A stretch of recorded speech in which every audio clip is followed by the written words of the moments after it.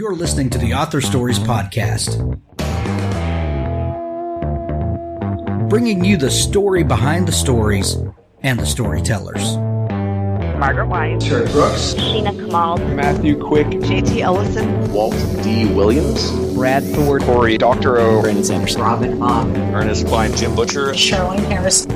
Visit hankgarner.com for archives of all the shows. Today's guest is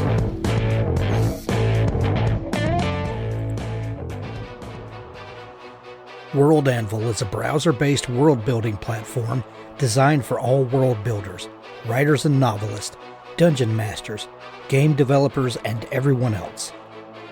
World Anvil keeps your world setting safe and organized, helps you find your characters, locations, plots, timelines, and maps quickly and easily as you write.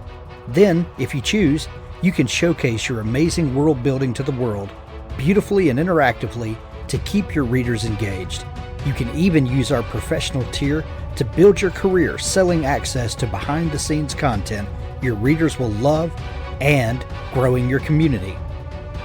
Build your world setting in any genre with over 25 custom-built world-building templates, complete with prompts to inspire your creativity.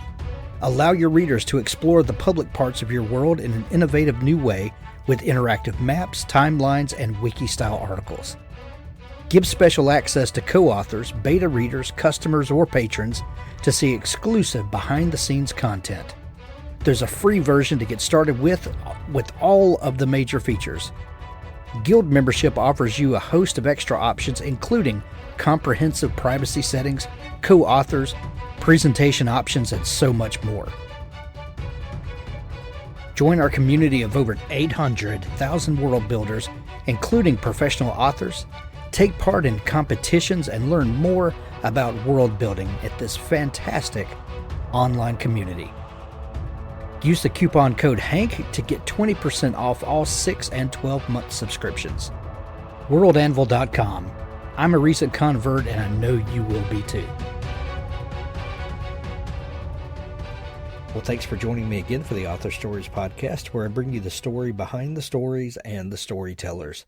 Today, I'm really excited to have Hannah Mary McKinnon on the show with me today. Hannah has a brand new book. It's called Sister Dear. And, oh, man, let me tell you, you need to have this book on your shelf for this summer reading season. It is absolutely phenomenal. Hannah, you cost me sleep, so I'll just put it that way. And that's Sorry, not sorry. Right, exactly. That's one of those best compliments that you can give someone. Welcome to the show today.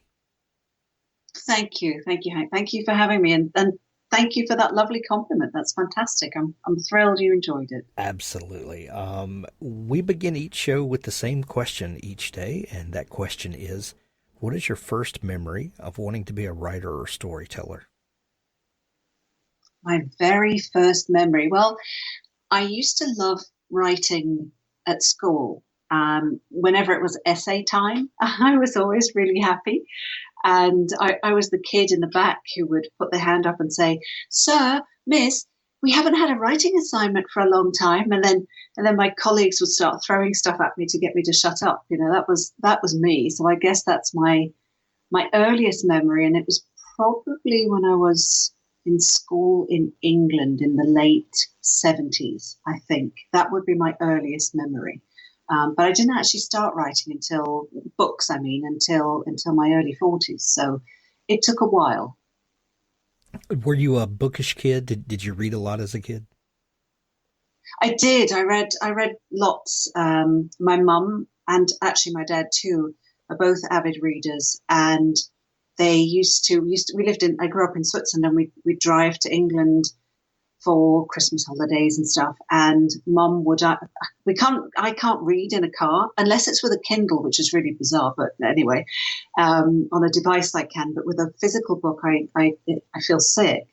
So she would used to buy us these cassette tapes, if anyone remembers those, and pop them into the car, and we'd listen to stories as well being read to us on tape. And my grandmother used to tell stories and record them for us and send them to us as well. So yeah, I did read a lot as a kid. I really did. Do you remember a book or a series or an author that just completely blew your mind? Like you could not believe that that telling stories could transport someone to another place. Do you have that memory of that happening to you? Do you know what? Probably when I was a teen, it was probably Stephen King, because I used to read dark stuff, and then for a long time I would only touch rom-coms and light-hearted things. But I remember reading Stephen King. I think it was Carrie, and I just remember thinking, "Wow, you can write this kind of stuff. You know, how twisted is this?" And that was probably one of the books where I just thought this is incredible. But as a teen, as a kid, I would read a lot of Enid Blyton at the time, the Famous Five series and books like that. So it was there were a lot of British influences in terms of Enid Blyton that would have come from my mum, who's English, and my dad, who's half Swiss, half English, born in Switzerland, raised in England. So yeah, there were a lot of Beatrix Potter and books like that as well, and the Mr. Men too, that I always loved to read actually as a kid too. I think Stephen King is a really unique. I have no idea what that noise is. I apologize. We'll edit that out. Okay, let me back up and try that again. I think Stephen King is a really unique gateway drug for a lot of people. He is one of those storytellers that is kind of legendary for his ability to create such immersive worlds and just suck people in. People that don't like horror or suspense or whichever genre he might be writing at the time will go along with him to places they would never go before because he just seems like such a nice guy to go along with. That's yes. You know what I mean. It's quite the skill, and do you know? I remember later on. I was probably, well, I guess I must have been in my late 20s, early 30s. I remember seeing a guy at work who was reading a book, and I said, "Oh, what are you reading?" And he said, "Oh, it's Harry Potter." And I said, "What's Harry Potter?" And first of all, he said, "Where have you been living?" You know, I had 3 small kids in my defense. And I said, "What's it about?" And he told me. I said, "Hang on a minute, you're reading a kid's book." And he just looked at me and shook his head as if to say, "You know nothing." And I looked the books up and I got a copy. And that was it. I've read all of them. I don't know how many times. And J.K. Rowling has that je ne sais quoi as well, where she just draws people in, and it's a book about an 11-year-old kid who discovers he's a wizard, and I was right there. I went along for that ride through all of those books, couldn't wait for them to come out, went to see the movies, huge fan. And it's just such a talent to be able to suck people into the worlds they create, and those two really stand out for me, both of them. Absolutely.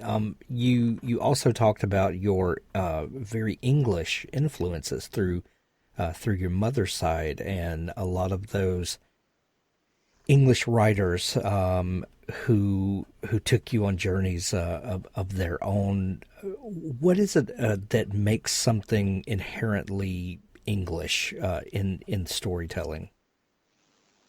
Well, for me, I think it's probably the language, the slang, the setting too, potentially, but it's the terminology, and it's particularly in dialogue. And I love to make my characters Brits, although I've only actually lived in England 4 years in total. Would you believe, with with the accent I have, it's so strong. People are always a bit surprised. Only 4 years, really. So it's really, for me, it's really interesting to be able to, and lovely to be able to put part of my heritage into my books and have British characters, and I've done that in most of mine. They've either been set in England or have a British protagonist, which is always a bit of fun and more comfortable for me as well to write, because I'm not second guessing whether the words I use are in fact they are not North American. And I know there's one example in Sister Dear that somebody pointed out, because the cast is actually all American. And I referred to a bobble hat. And a bobble hat is a hat with a bobble on top. And I didn't realize you guys don't call them that. So somebody said, "Oh yeah, bobble hat." I had to look that up. So it's still, even though I tried very hard to make Eleanor and Sister Dear and all the cast very American, that one slipped through. So yes. That's amazing. Hannah, you mentioned that you didn't start writing your fiction until a little later in life. What were you doing in the meantime? Well, I had a very successful career in IT recruitment. So I left school. I did 2 business degrees and worked for a couple of companies. And in my early-ish, mid-20s, I joined an IT recruitment company, a startup, effectively. And I went from, my original job title was do everything that isn't sales. Literally, that was my job title, and that's what I did. And a decade later, I became CEO of the business. So it was quite the journey for me, the career journey. And it was fantastic. I loved that company. It was basically almost my first child, really. That's how I used to refer to it. I was passionate about it. But in the interim, a couple of years in, I met my husband, who's Canadian, and he moved to Switzerland. And after 11 years, he was quite homesick. And we'd had 3 kids. We had 3 boys in 16 months. I had twins the second time around. And he was a stay-at-home dad. And he just couldn't see how he would ever get back to his career. I loved my career, but it was incredibly stressful. I didn't see my kids much. I traveled a lot. I worked late. And there was this imbalance, really.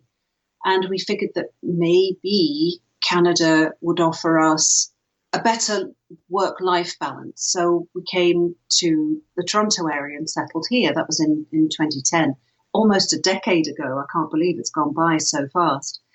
And I started up my own business here, and it failed. It failed completely and miserably. It crashed and burned like nothing I'd ever seen before.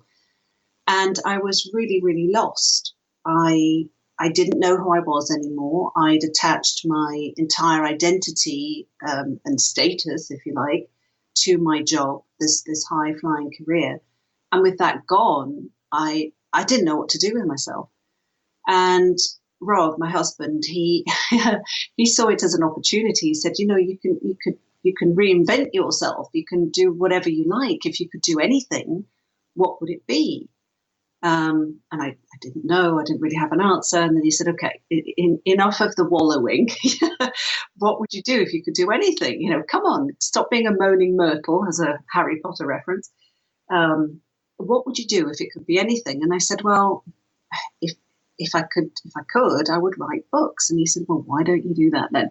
So he was the one who really gave me the shove to get on with it.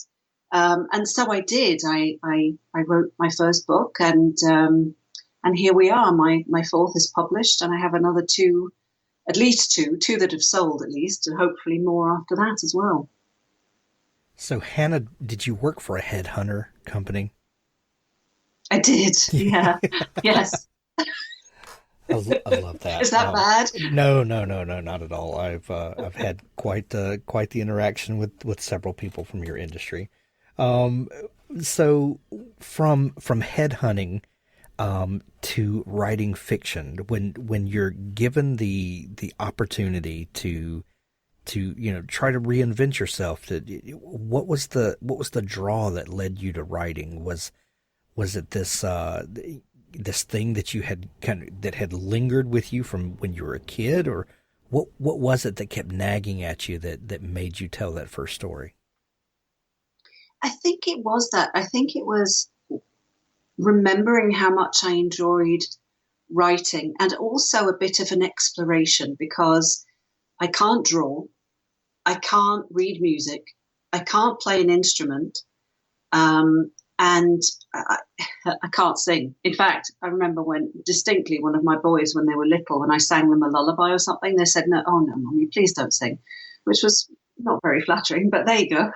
And I always used to say that I didn't have a creative bone in my body. Turns out that's not true. When it comes to writing, I do. And that was quite the discovery in my early 40s, to realize that actually I can tell stories. And it was fascinating to be able to unearth that talent, I suppose, that I didn't really know I had, or that I'd really forgotten about. So it was this nagging thing, and also the challenge. The challenge for me was, can I do this? Can I write a manuscript? Can I get an agent? Can I get a book deal? And I like the fact that the goalposts are always shifting. And in the former company I worked for, the IT recruitment business, I remember my boss telling me once, you like being chucked into a situation that you've never been in before, and where you have to figure stuff out. And that's true. For example, I remember at a management meeting once, we decided we were going to open up a branch in Germany. And they said, okay, Hannah, you up for that? Sure, yeah, okay. I had no idea how to do that, but I knew how to find people who did. And so off I went.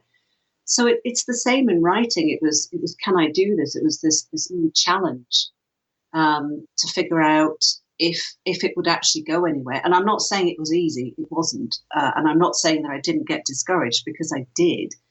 But I stuck with it, and I'm very glad I did. Do you remember, Hannah, what that original story idea was that came to you? And was it a moment of enlightenment, or an aha moment, or was it more gradual than that? Was there a light bulb moment that drove you to write that first manuscript, or was it more kind of uncovering layer by layer until you realized that there was a story there? It was a light bulb moment. So it was pretty amazing. I don't remember where I was, but I distinctly remember thinking, I have an idea for a story. And it was so clear. So, and that turned into my first book, Time After Time, which is my one and only rom-com, because after that I moved to the dark side of suspense. But it was an idea of a woman who's in her early 40s, who may or may not have some curly brown hair, if anyone sees my profile picture, and who is unhappy with her life because, and this is where the similarities end, her father has had a stroke, she's lost her job, her husband's been made redundant, and her boss is basically out to get her. And she's wondering how her life might have turned out had she made different choices. Now, I was in a bad spot at the time because my company had tanked, and we'd moved to Canada, and I was desperately homesick.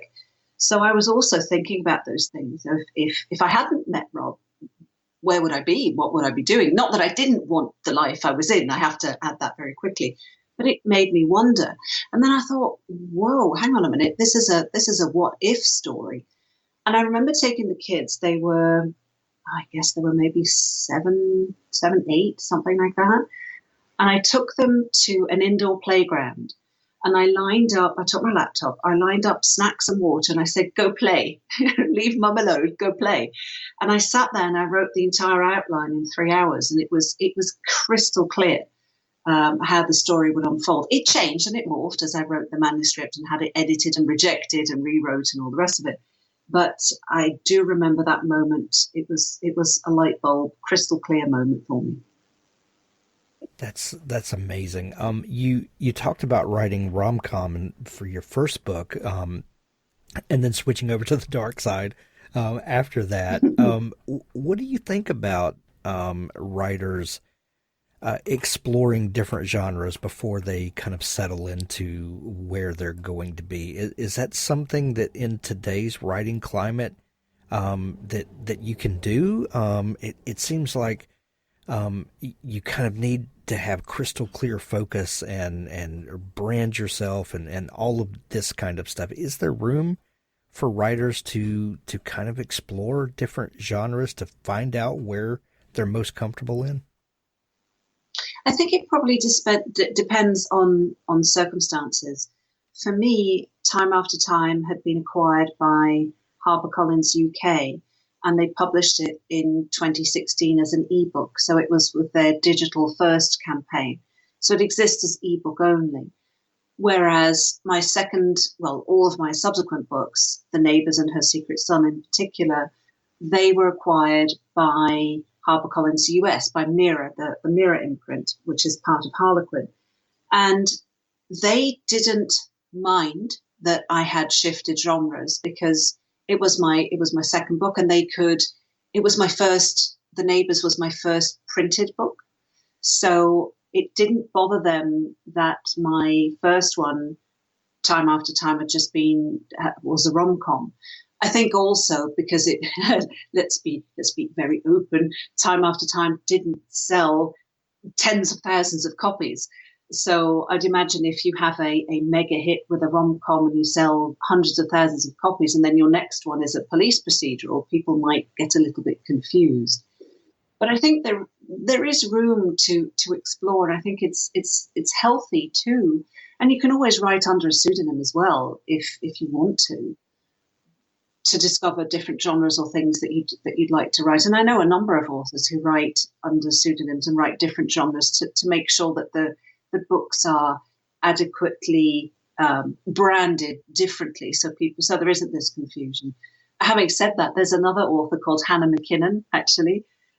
She's American. She's from Connecticut. She's lovely. She writes wonderful, beautiful books. The Lake Season is one of them. She's fantastic. And I still get tagged on reviews for her books, which is lovely. But then I write, this is a lovely review, but I'm sorry to say it's not my book. I wish it were, but it isn't. So it's quite funny, really. So mine are the ones with the Mary in the title. If there's not a Hannah Mary, if there's no Mary in the Hannah Mary McKinnon, then chances are it's not mine. Oh, that's so funny. It's so funny. So after the first book, you get it published and it gets out to the world. Then you start thinking about book 2 and how to follow that story up. And using your words, you went over to the dark side. What was the idea behind changing over to write the kinds of things that you do? Because I'll tell you, the new book that we're here talking about today is called Sister Dear, and this is a crazy wild ride. What got you interested in telling these kinds of stories? I think there are two things. I think when I wrote Time After Time, I was writing my own happy ending because I wasn't happy. And everything worked out fine. Everything's great. Been married for almost 21 years, and everyone's healthy, and the kids are great, and all that. But I think at the time I was really down, and I think I needed to just write something that was happy. And then the happier I became, and I am a very happy person, very jokey person, the darker my writing has become. Isn't that funny? Isn't that funny? It's weird, right? Yeah. I'm sure a psychologist would have a field day with that one. Oh, I'm sure. Tell us how you really feel about your mother, Hannah. Yeah, I love my mum. She's great. She's brilliant. So I think I'm really drawn to the darker side of things because it allows me to explore my own fears. I have a very stable family environment. I grew up in a very loving environment. My mum and dad have been together since the early 60s and love each other and all that. I have a sister who's lovely. She did not inspire Sister Dear. I have to add that too. But it allows me to explore that. What would that look like? How might that feel if I didn't have that stable environment? And it reminds me not to take it for granted because it is a privilege. So, but it also frankly allows me through my characters to explore the dark side of me. not that I would ever do the things in the book, of course, but it's really interesting to allow your mind to go to these places and to think about, oh, okay, so if I wanted to, in the next one that's coming out next year, I have a scene where, and I'm not spoiling anything, but I have a scene where somebody dies because they're working underneath a car, and something is made to happen that they die. And these are all things that I would never do in real life, obviously, but my fictional characters are allowed to. And I can make them as evil as I please, or as evil as my editor will let me. And that's it. It's kind of fun. It's not kind of fun. It is fun to do, and perhaps a little strange, but I enjoy it. You know, you can't kill your colleagues in real life. It's frowned upon. It is frowned upon for some strange reason. Yeah, and rightly so. But going into my fictional characters' lives and wreaking havoc there is it's entertaining, hopefully, for people who read it, and that's what this is all about: is entertaining people who pick up my books and read them. Were you surprised when you found a readership for these types of stories? And did you feel, I don't know if vindicated is the right word, did you feel like you had found your niche in the world? Yes, and that was actually before The Neighbours came out, which was my first darker one. And I went to Bouchercon, the Murder Mystery Writers Convention. And it happened to be in Toronto a couple of years ago. And I showed up, The Neighbours wasn't out. I had the rom-com Time After Time was out, but The Neighbours was still up and coming. We weren't even at the ARC stage, the advanced reader copy stage at that point. And I met all these wonderful authors. And you know what blew me away? For a bunch of somewhat strange, evil people, fictionally, I mean, because we write all this dark stuff, they are incredibly funny. They're so savvy. They were so welcoming.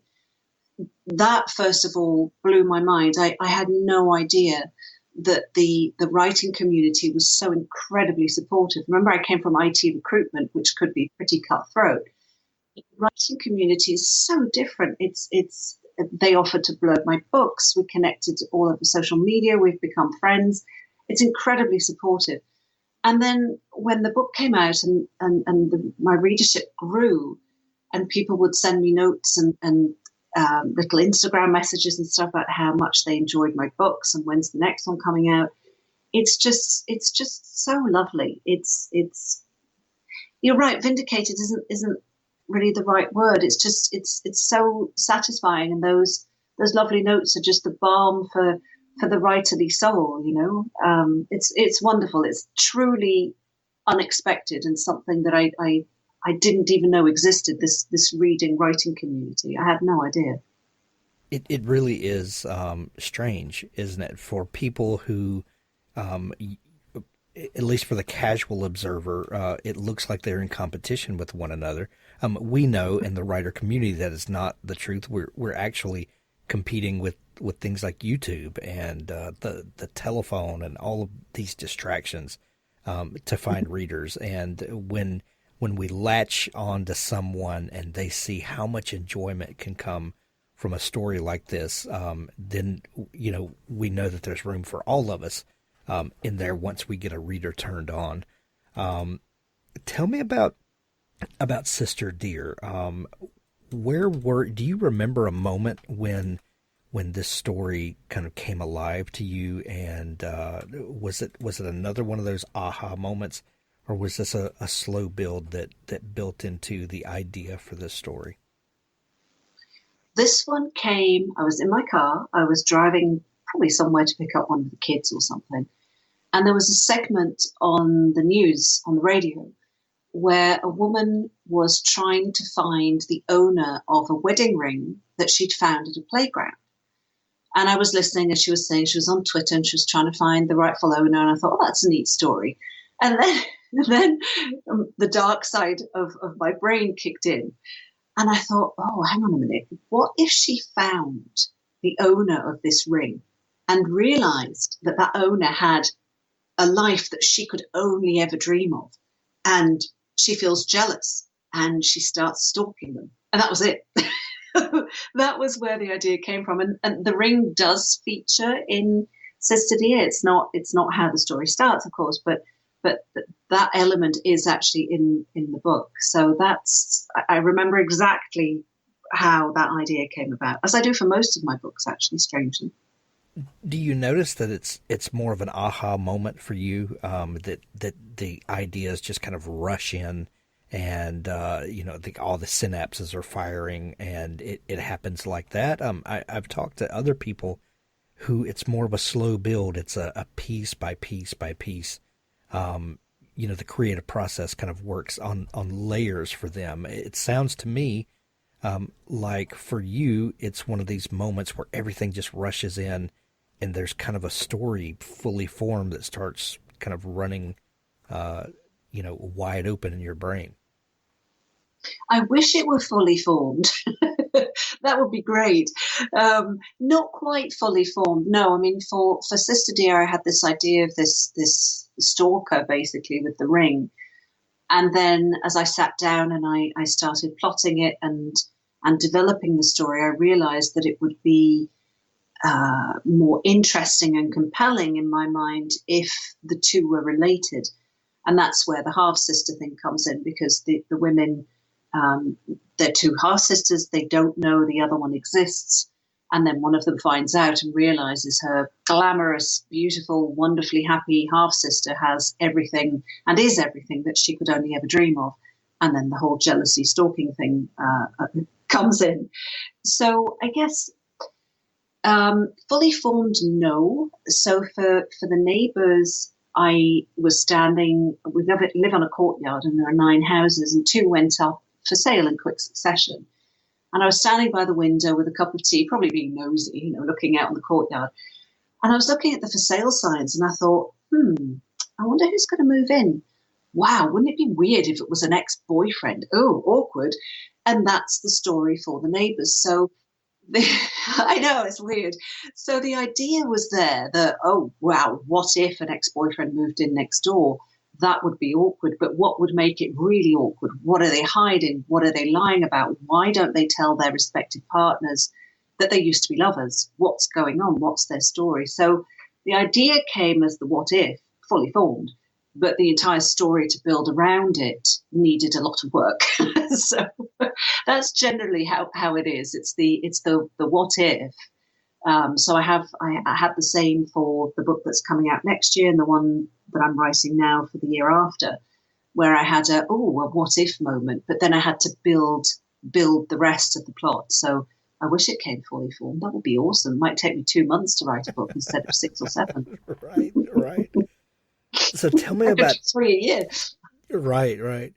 So tell me about Eleanor Hardwicke. Who is she? And when we first meet her in the book, she really kind of has this idyllic existence, and she loses one of her parents, and from there everything goes to hell in a handbasket, basically, as a great psychological suspense will do. That we start kind of unraveling the sweater, from this loose thread. Tell me about Eleanor Hardwicke. How did she come to you, and what is she dealing with? So Eleanor is in her late 20s. She's been battered up by life a little bit, I'd say. She's a bit of a recluse.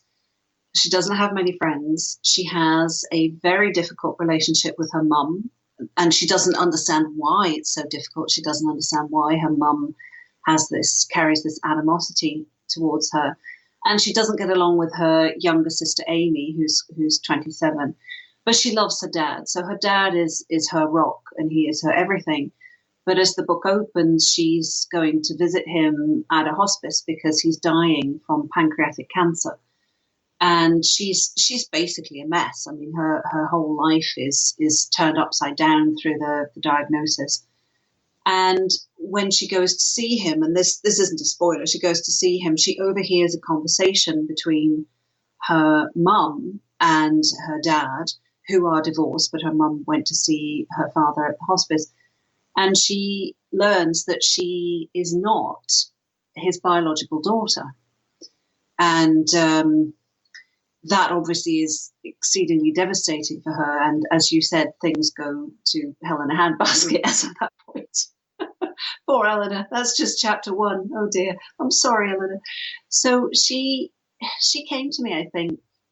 I developed her character, and I thought I didn't want a protagonist that was, and I don't mean perfect, but close to perfect, beautiful and thin and all the rest of it. I wanted somebody who had a distinct lack of self-confidence, who had body issues, because I don't see that very often, I think, in the books that I read. And I thought it would be very interesting to write about somebody for whom I hope people feel for, but don't agree, certainly not all of the time, with the choices she makes. So it's that kind of, oh no, Eleanor, what are you doing? And, oh yes, I agree what you're doing there, but no, why you, no, oh gosh, no, don't do that. Those were the feelings I was hoping to achieve with the people who read the book. So she was very interesting to write. She was difficult to write in certain aspects, because sometimes I just wanted to go and give her a hug, and other times I wanted to give her a good talking to because of the choices she was making. But she was very interesting to write. Because it's in first person, past tense. I could really, really get into her head. And I remember my husband, Rob, when I finished the book and I turned it in, he said, oh, I'm glad, because, she's been following you around, hasn't she? And she had, that's what my characters do. They follow you around. And she perhaps wasn't the best person to hang out with all day, every day for hours on end, because she's a bit twisted, really. And, that is the interesting thing about having a flawed protagonist and having someone who is a bit more like all of the rest of us. There are some protagonists that we've read in some fairly disturbing works, but they're kind of perfect people. They kind of look perfect, and there's a certain amount of holding them at arm's length because they are so perfect, that we don't allow ourselves to completely get lost in a story. There's something strange about a flawed protagonist that lets us throw off all of the ways that we distance ourselves from a story. But there's something really interesting about Eleanor that we kind of relate to, and it's easy to kind of fall into her. I can only imagine what that must have been like as the writer, to write someone like that, who could so easily envelop who you are. Yes. Yes, it was really interesting, honestly. And I try very, very hard when I'm writing, and as I'm before I even start writing, I interview my characters. I know that sounds weird, but bear with me. I have, I think it's 3 pages, a 3-page questionnaire where there are the standard things. What do they look like? The height, the weight, the eye color, that kind of stuff. But then also things like, have they ever seen a dead body? Do they believe in ghosts? And most of this stuff doesn't make it into the book, but it makes them real to me. And they do become very real. I remember with Eleanor also, but very distinctly with her secret son, which was last year's book. The protagonist is called Josh. And when I'd handed the book in for the last time, after copy edits and proofreading and everything was done, I remember thinking, oh man, I'm going to miss him. And I felt almost bereft because I wasn't able to spend more time with him, which sounds so weird. But writers are a little strange at times, and these are our quirks, because the biggest compliment to me when people read my book and they say, one of my books, and they say, you know what, that character XYZ felt so real, I half expected them to walk in through the door. That's probably one of the most wonderful compliments a reader can pay me. Absolutely. We're kind of talking around the story because I don't want to give away too much of this book Let's not. to readers because I really want them to go on this journey that I've been on with me and with you in this book. You mentioned that you are working on next year's book and thinking about the follow-up to that. How far in advance are you going with these writing endeavors? Like when one finishes, how do you begin the next one? How do you just wipe the slate clean and get ready to fall into someone else's foibles? Well, it's a strange time at the moment because just I think last week I did a book club, a Skype book club for the neighbours. Last week I did a discussion as well with another book club for her secret son. The Sister Dear is about to come out. Book 5, next year's book, was in edits, and book 6 is plotted, and I'm about to start writing it. So it's many hats. But because I think the stories are quite distinct and different, it's easy really to move from one project to the next in that sense.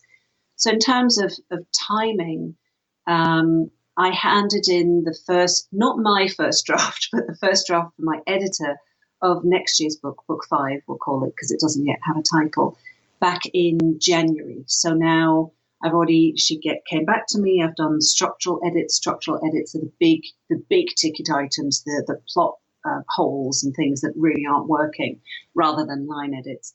So that one I'm expecting to get back from her at some point for another round of edits, probably within the next couple of weeks. But in the interim, I'll start writing book 6, which will come out in 2 years' time, hopefully, depending on how things shift with COVID. So that one's plotted, and I know what I'm doing with that one. I hope, or I think I do. I have a roadmap anyway. We'll see where I get to at the end, but it's pretty clear, I think.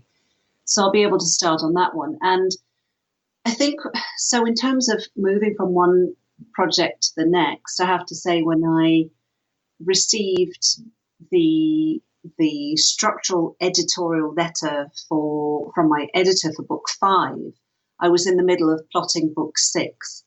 And I just asked her if we could wait to talk about the structural edits on book 5 for a week or two so I could finish the plot, because otherwise things might have got a little bit muddled. And I didn't want to take things I was thinking about for book 6 and somehow put them into book 5 and vice versa. So sometimes I do need a little bit of distance, but if I'm plotting one book and promoting another, there are no issues with crossover. That's not a problem at all. It's fun, actually. It's kind of fun to go back to books that came out a couple of years ago and talk about them because they're fresh and new for the readers. And it's lovely for me to revisit those characters. Yeah, it's always fun. I love joining book clubs online. It's so much fun. Well, since you mentioned the COVID-19 that we're all dealing with, I've talked to numerous writers throughout this because we're still doing 5 podcasts a week during this lockdown, and for us, not a lot has changed, but because we're all kind of Skyping from home offices and things like that. But as someone who also writes and as well as talk about writing, I've noticed that there's something weird going on with writers during this time. It's kind of more difficult to focus, and I've talked to a lot of people, and the idea of kind of being told that you have to stay at home is kind of playing mental games on people. Have you experienced any of that, and what are you doing to stay focused, stay on track with your writing, editing, and whatever phase that you're at, with the current project that you're working on? How are you staying sane during this time and keeping on track with what you have to do? Well, to be honest, I think so. Our kids were off for March break, middle of March, when self-isolation, lockdown, or and social distancing and schools being closed and all of that was really, really just starting. And I freaked out for probably 10 days solid. I would watch the news. I would watch the numbers of cases go up, and I was exceedingly worried. And then I stopped watching the news for my own sanity. I stopped looking at the numbers. I made a conscious decision to step away because there was nothing I could do about it. The only control I had was over our little bubble, our family of 5. And that was the only thing I could do. Everybody was safe. Everybody was healthy. And that I had a deadline and I had to focus on that. So not watching the news, number one, which not necessarily the best thing, but because you need to know what's going on, of course, but watching it certainly far less and not obsessively really, really helped, just stepping away.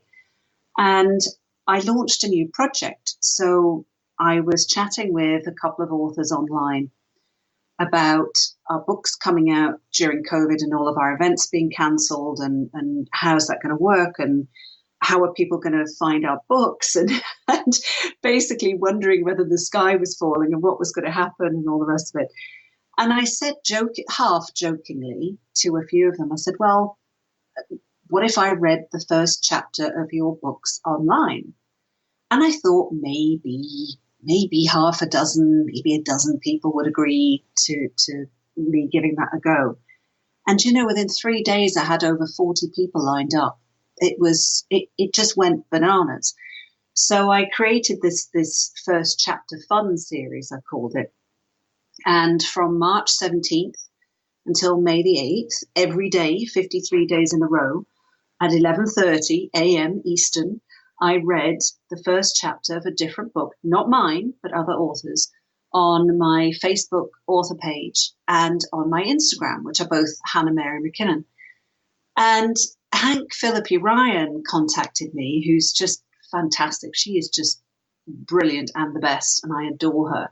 She's just wonderful. And she contacted me and she said, this first chapter fun thing, it's brilliant. Are you continuing with the series? And I said, wow, every day is a bit much to read. There's a lot of prep that goes in. I have to get obviously the author's permission, obviously, but the publishers too, and materials and graphics. And every day is a bit, because I'm supposed to write books and my publishers expect me to deliver a manuscript. So not every day. And she said, well, what if we teamed up? And so we did. And so last week, on May the 12th, we launched our brand new Facebook group, which is First Chapter Fun, and a brand new Instagram account, which is also called First Chapter Fun.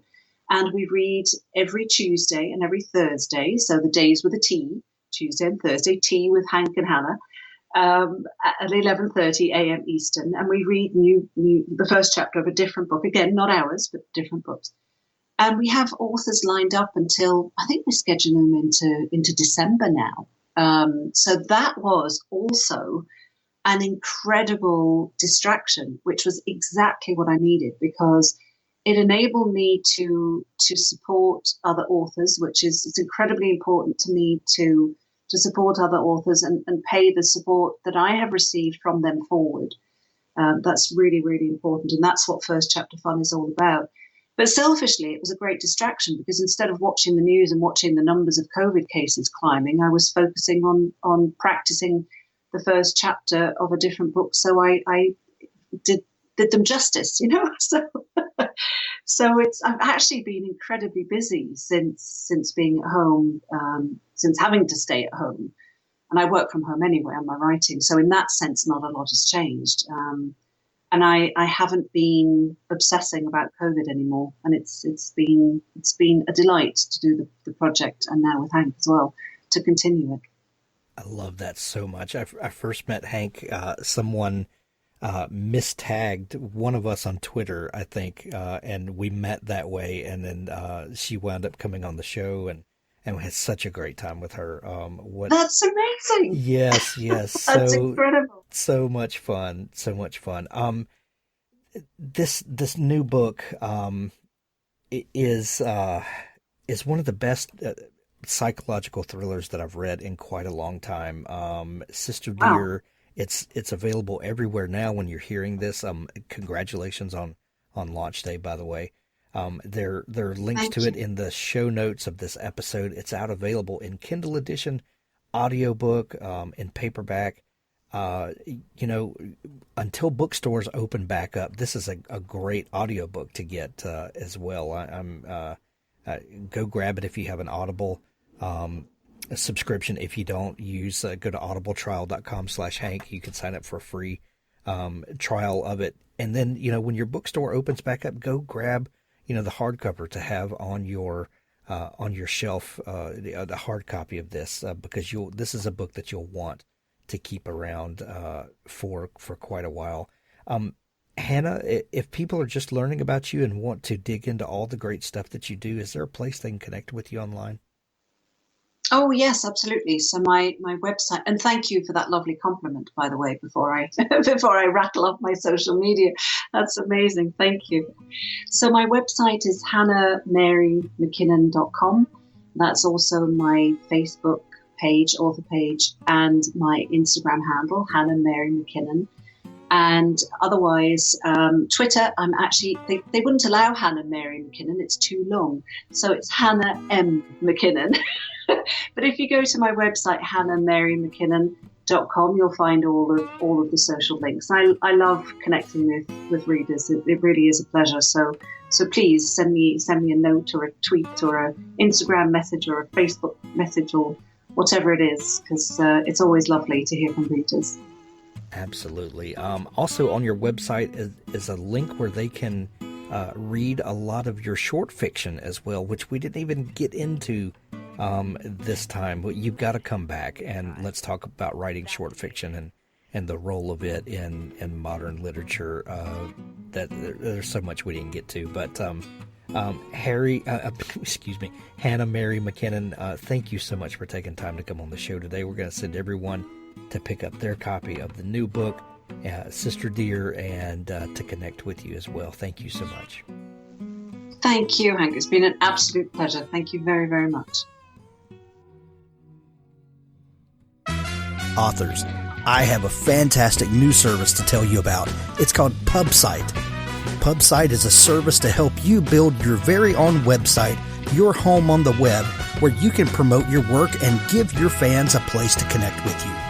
Pubsite is a website platform that allows every author, regardless of budget, to have a great-looking professional website developed by the book marketing professionals at FSB Associates. Pubsite is the new, easy-to-use DIY website builder developed specifically for books and authors.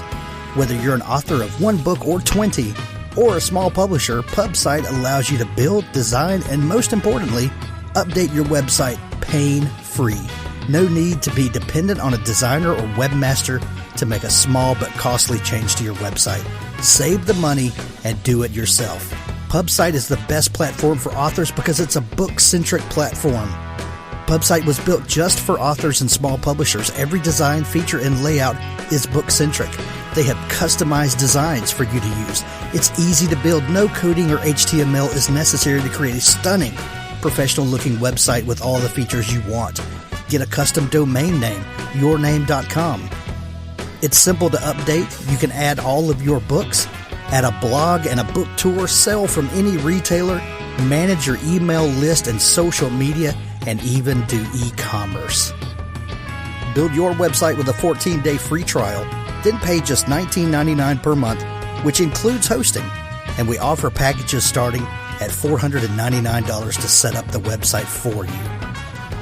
Pub-site.com, the place to help authors find their home on the web.